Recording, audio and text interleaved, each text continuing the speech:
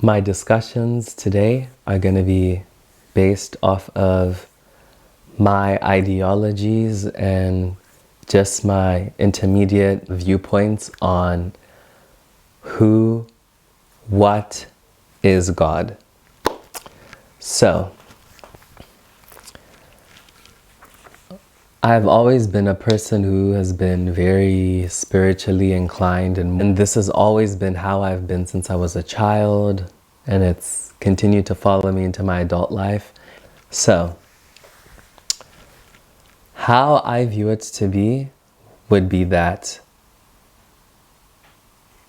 God is an energy that is at the center of everything. And God does not have a gender, does not have a color, does not have a language. It is a universal energy, a universal spirit, which we all have a piece of within us. All of us, everyone, everything, from the animals to the plants, to the ocean, to the mountains, to the children, to the elderly, for no matter what nationality, no matter who you are, what you are, every living thing has a piece of the divine within it. It is what makes us what we are. It is what makes us exist.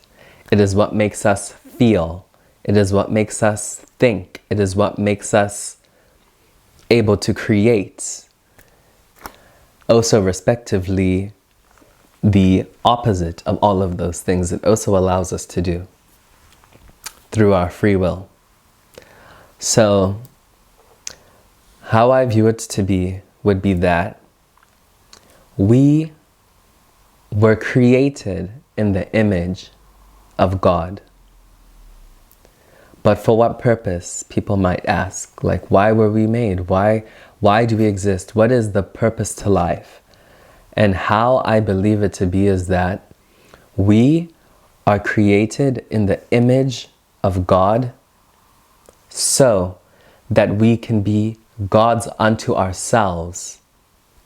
Be gods unto ourselves in the sense that we are responsible for our actions, we are responsible for our feelings, we are responsible for our thoughts, we are responsible for our intentions, we are responsible for the lives which we live, the things in which we partake and do within them. It is us who hold that sole responsibility to have dominion over our form, physical, spiritual, and mental. Not so in a selfish way, or to create or to bring life within a way that is only of self-gratification, but no, we first must begin to master ourselves. Yes, we must.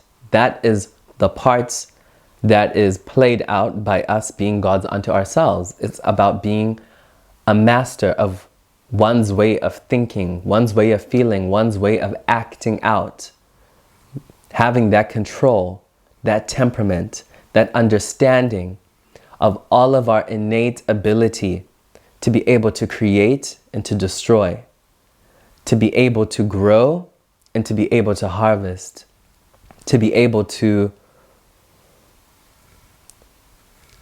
operate out of these energies, being able to bring the two together in a balanced way, in a harmonious way, in a way that is respectable, in a way that makes sense for us as well as everything around us, seen and unseen.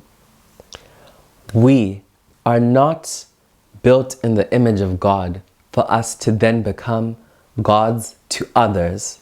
We do not have the power nor the authority to be having dominion over other people, over other spirits. That is not how it works. Not to take this power, not to take this knowledge and to use it to try and master other people, to try and have control, to try and manipulate, to have dominion over others is not our responsibility as beings. That is God's ability and God's right and God's role within the bigger picture of everything. The one who keeps everything connected. It is us who are supposed to realize that we were once at some point unified conscious, a unified spirit. And somewhere along the lines, we fragmented, we broke. What was once solely a good thing became a polarity of both the good and the bad. We must understand that this innate nature, it is in us to be this way. It is in us to have these sides, to have a light and a shadow side. It is within us to master, to understand through experience, through knowledge of self. Can we only have knowledge of others? Through knowledge of self, can we only have knowledge of all that's around us?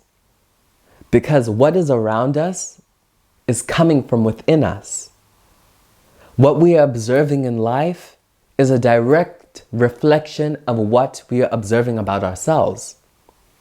To be able to be introspective, you must also be able to look out. To be able to look out, you must also be able to be introspective. You cannot have harmony without the other. One is needed for the other to exist. One is needed for the other to be appreciated. One is needed for the other to have purpose. What good is bad if there is no good? What good is good if there is no bad?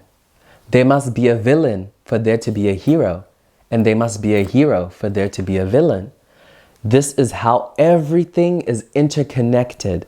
This is how everything meets at a certain point. And once we understand that absolutely all things are in synchronicity, all things move with a divine flow that is mathematical, that is precise, that is never out of line, then we can understand exactly what we are here for. Then we can understand exactly what we're meant to be doing and the part in which we play a role. Once you've mastered yourself, we must take this knowledge that we've gained. We must take these resources that we've gained and acquired along our paths through experience, through direct knowledge by first-hand encounters. We must experience things in spirit. We must experience things in mind. We must experience things in body, in physical, in spiritual, in the seen, in the unseen. We must experience with our eyes closed. We must experience with our eyes open. We must experience from listening, from speaking, from walking, from sitting, from everything. All of this that happens to us, all of these things which we experience every single day, that we think of every single day, that we project every single day, they are all meant for this purpose, for us to learn something. There's always something to be learned. That is why, if you can refer to a previous video of mine about divine direction, it speaks on this point. How we must be trusting, because everything exists for the other to exist. We cannot only live in a fairy tale land where we assume that everything is supposed to be perfect and there must never be any wrongs, there must never be any time of sorrow or sadness, that we are only to be happy, that we are only to be positive and optimistic. No, that is not balance. That is false. That is false. We must be equipped with the knowledge to understand that both play an integral role in the solidification of truth, which is the ultimate power. Truth and love is the ultimate power. And with those two things at your core, you learn to see everything in a different way. And all of a sudden, your whole existence transforms. And you awaken to the very fact that what once looked like disarray, looked like chaos, is actually perfection, is actually order, is actually direction. It is a process. When we are baking a cake, we do not stop at only the mixture of flour and sugar and say, oh, it does not resemble a cake. No, we continue with the process. We add the milk, we add the eggs, we mix it all together, and still we look at it. It does not look like a cake, but then we put it through the heat. We put it through the fire of experience, the fire of pain, the fire of self-doubt, the fire of sadness, the fire of all of these things, which we often reject and attest and say, I don't want to feel them. We must. We must embrace these things. We must feel these things, for they are part of the discovery of truth, for they are part of the discovery of strength, for they are part of the discovery of self. And once we've discovered self, only then can we use what we know to help others, to help those around us. These resources, with this knowledge, through our own personal experience and through our own encounters in mind and body and in spirit, only then can we be able to benefit ourselves. Because by helping others, we are directly helping ourselves. Again, everything is connected. Everything has its outer and inner. It's you and it's me. We must understand this. We must understand how we are all needed and we all play an integral part in the creation, in the solidification, in the cultivation of love and of truth and of power. We must all understand we are only as good as the ones around us. For one cannot be happy in a crowd of unhappy people because you'll be consumed by them. One cannot be sad in a crowd full of happy people. Why? Because you'll be consumed by that. So this is how you realize everything is connected. We are all connected as people. We are all connected to the world. We are all connected to nature. We are all connected to the stars and the cosmos. We are all connected to spirit. We are all connected to God. Your very ability to feel love is the purest example and the sole evidence you need to know that there is such thing as a God. And we must embrace the all. We must embrace it all. We must embrace the pain. We must embrace the growth. We must embrace the joy. We must embrace the mourning. There will always be a time for one or the other, but it is where they both meet where we find peace. It is where we find truth. It is where we find contentment.